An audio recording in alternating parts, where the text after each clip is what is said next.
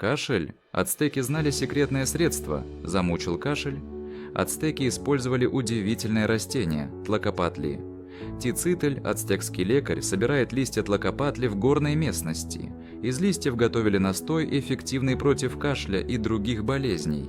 Тлакопатли ценился за свои противовоспалительные и отхаркивающие свойства.